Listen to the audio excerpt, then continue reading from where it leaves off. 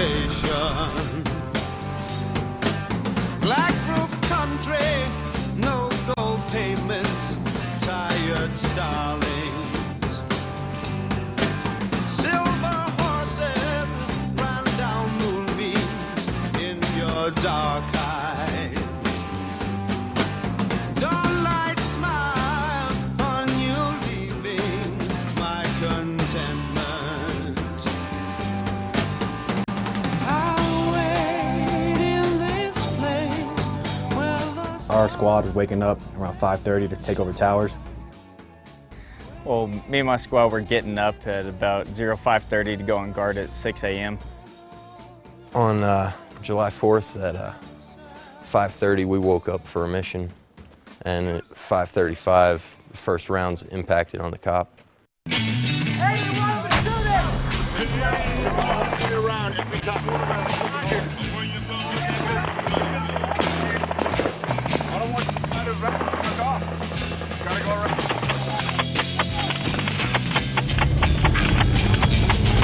Fourth of July, 2009.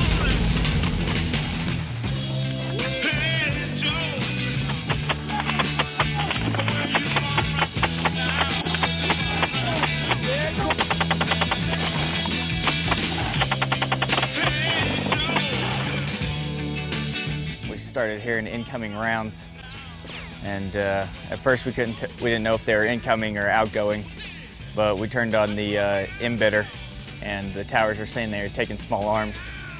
So my squad got up and we started throwing on all of our stuff. I was one of the first people out of the cannon. I ran down Skid Row, and I was right about to turn onto the motor pool. I was deciding maybe I should wait for the next incoming round to come in so I don't get blown up, you know? And waited for about 20 seconds and I was about to go. All of a sudden, a round just came in, flew right over my head, and blew up right next to me. So I just took off running to Tower 3.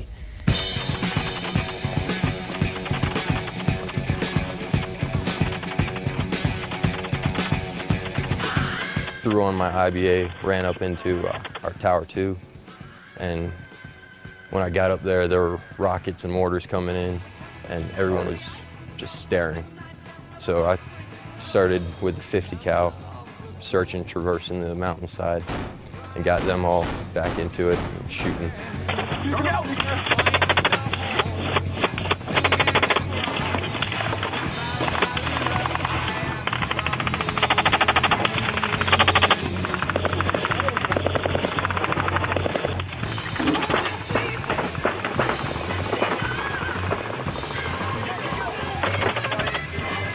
That's all I got open right now. And basically I ran to the talk to start working a counterfire, because at the time we didn't really think that there was a complex attack happening. It was probably just some sort of indirect fire, because we have taken several indirect fire incidents since we've been out here. So basically went to the talk to start working the counterfire, had my FOs go out, start to look for targets and whatnot. And shortly after I got to the talk, we started taking pretty intense indirect fire, very accurate. Everything was landing in the cop. And towers started taking small arms fire.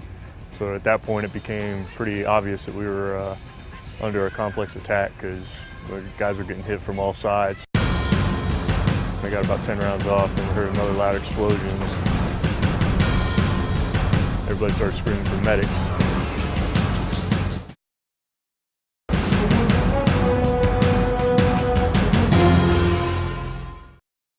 No, I think they're in those houses somewhere. Dude, that's pretty close.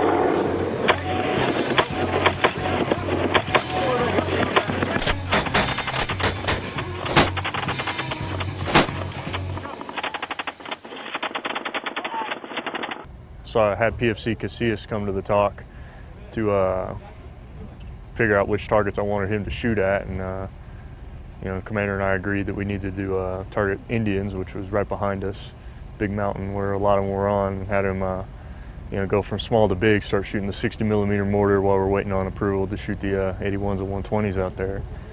So we let him know so they could see us go shoot. Go ahead and start laying into target Indians. He said, Roger. We left.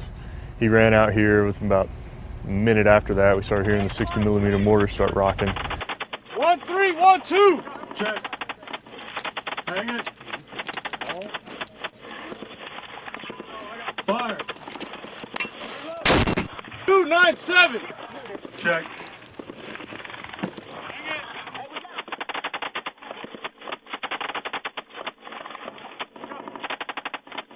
Hang it. Fire. Fire.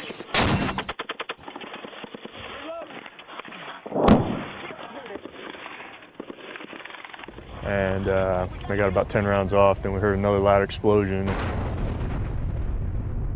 Everybody started screaming for medics, so I knew that the mortar pit had gotten hit because I didn't hear the mortar going off anymore because I told him to shoot 40 rounds and he only got off probably about 15 to 20. So I started to come back, and it's about a 100-meter dash. On the run, I noticed that the mortar pit was on fire. Ran inside, and when I got to the entrance, I found two of our people laying there face down and didn't have a pulse, so left him there, picked up the other guy, checked him for a pulse. He had a pulse, so grabbed him with somebody else. It was Private Cutler, came up behind me, and we carried him to the aid station. We dropped him off with the medics, and I helped pull off his IBA, and then went back out to the tower. We wanted to return fire with our mortar systems, and both Casillas and Fairburn were mortarmen. Fairburn immediately went to the pit to man his tube, as is the battle drill.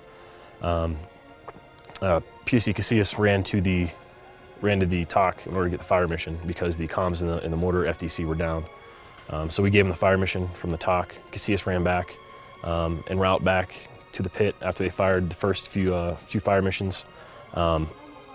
PFC Fairburn was injured by a shrapnel from an incoming round. PFC Casillas, without hesitation, actually pushed his headquarters platoon sergeant and mortar crew chief aside and put Fairburn on his shoulders and carried him out of the pit into incoming enemy indirect and direct fire. And en route to the CCP, a round struck and mortally wounding both Fairburn and Casillas.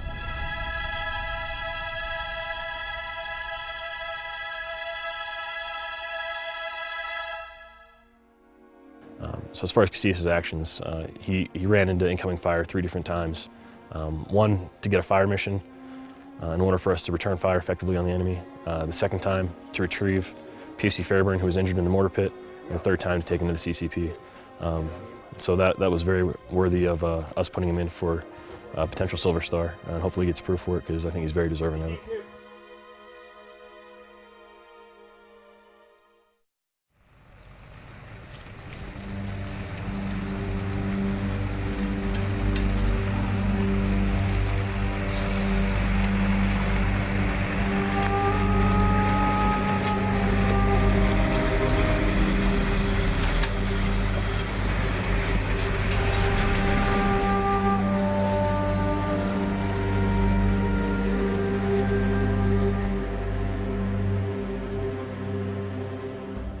We noticed a jingle truck turning down a closed-off road from the new bazaar, which didn't look very good. It was kind of shady, so we gave it a chance to stop. It kept coming, so we started shooting at it.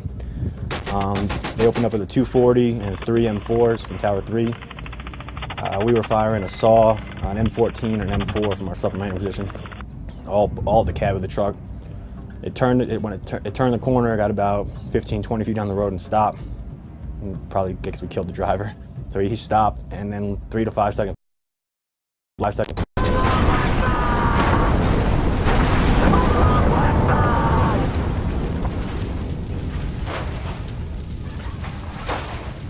All I heard was a loud explosion. Turned out to be a V-bid. So I sprinted down and checked on all the A&A, made sure they were okay. And that's when I heard Bayer yelling for help, and freaking ran down to him, and his face was cut open from the V-bid. We ran over, immediately elevated his head. I started shoving gauze in his cut, wrapped his head in Israeli bandage, and by the time I got it done wrapped, Specialist Chandler was up on the roof. He helped take Bayer down to the aid station. And at this whole time, we started taking small arms and RPGs, and there was still IDF going off around us. So the fighting just continued to progress, and we could not get any mortars out. Everybody in our mortar pit had gotten hit in some way and gotten injured. So basically after that, you heard a very loud explosion that, like I said, everybody in the talk got thrown pretty much across the room and everybody else, and it was pretty obvious that something happened. So Commander and I made the decision to call Alamo. So we didn't have any comms, so I typed in Alamo, Alamo, Alamo. And basically what Alamo does, it pulls all aircraft in Afghanistan out here because they're in our wire and they're trying to overrun us.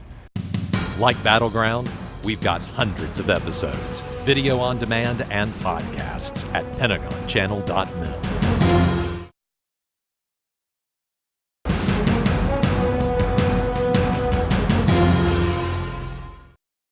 We didn't have, most of our communications were knocked out by the VBID, so it was pretty much myself and Sergeant Mahfouz talking to the aircraft. We do that by radio.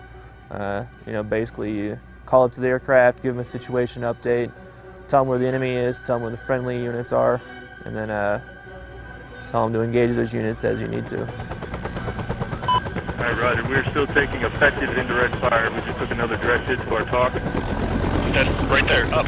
Roger, got it right there. Go ahead and take those individuals out as soon as possible and see if we can find this indirect team. And firing.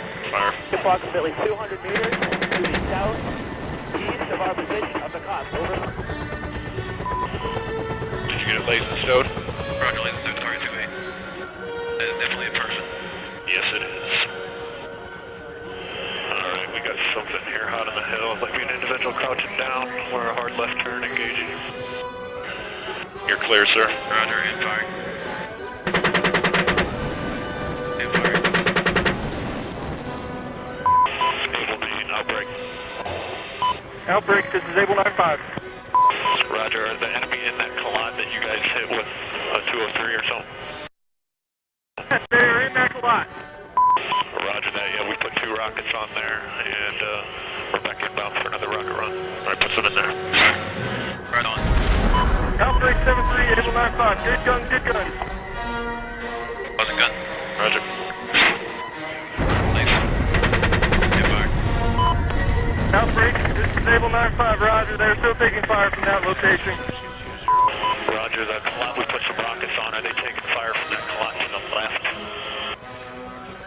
That's a firm. Okay, roger that. Lasing. Roger. Fire. And firing. Mark 7-3, Able 9-5. 9-5 ready to drop a JDAM building fires on the building. The Apaches are shooting. They can help us spot the enemies on the ground that we may not be able to see because they're hiding behind a ridge line or they're hiding in low grounds. So the aircraft not only help us spot those enemies, but also engage and destroy them if our own weapon systems can't do it. Mark 17, Able 9-5. Good job, good job.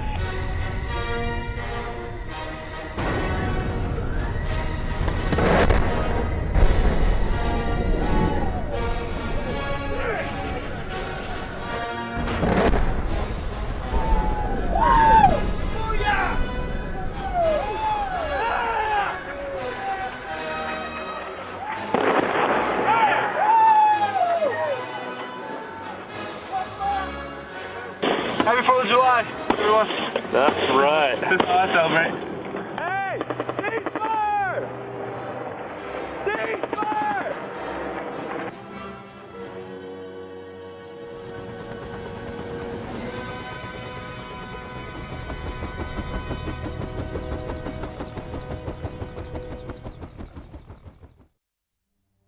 I believe they were planning this attack for several months, actually. There were several key leaders in the area. I believe there was a key leader for our whole province.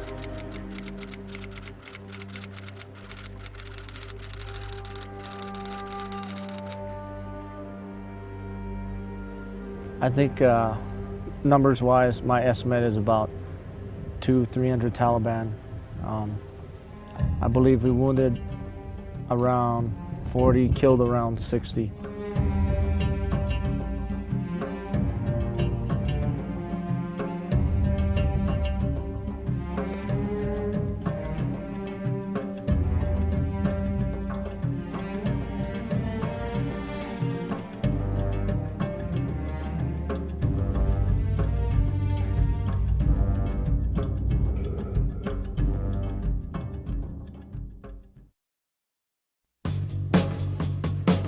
I think this company is special within the fact that if it wasn't for the camaraderie that the guys have around here, or if it wasn't for the fact that we were able to keep everybody's morale up, just within the living conditions alone, some guys could possibly go crazy off of that type of stuff. But the fact that we're able to talk to each other, and the fact that we're able to joke around and, you know, play games or do whatever it is that we've got to do to keep everybody's heads up, and even especially after 4th of July, after that happened, you know, all you have is your team. All you have is your guys. And so I think this company's handled it very well. In that situation, there's two types of people. Either you're going to break down and not want to do anything, or you're going to, you know, realize that it's my life and my buddy's life next to me that I have to work for, and you're going to, you know, step up and do what you got to do. And pretty much everybody that day did what they had to do. There wasn't anybody really that was, you know, quivering in a corner, scared, not doing their job. Everybody knew what they had to do, and it was just second nature. It could have been a lot worse if guys didn't do what they had to do, but because we were prepared, we were on point, it saved a lot of other people's lives. There was a lot of heroic acts by my men on that day. They performed not only to standard, but above standard. Without their efforts, you know, the cop would have taken a severe hit, and they possibly could have breached our perimeter.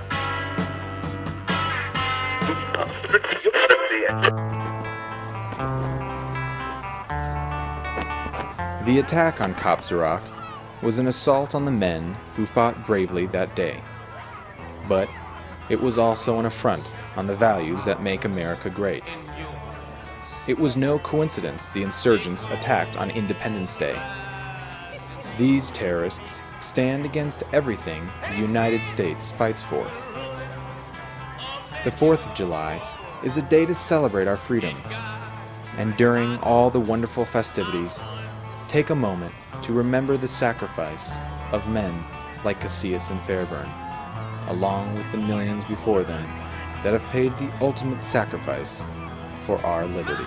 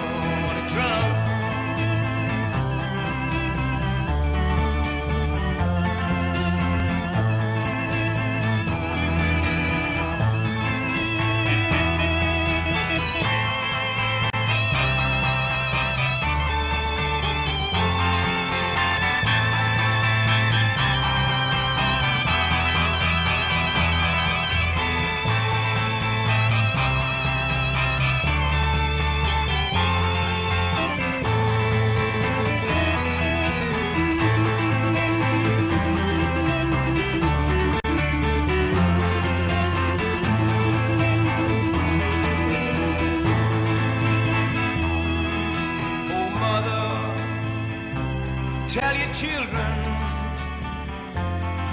not to do what I have done. Spend your lives in sin and misery in the house of the rising sun.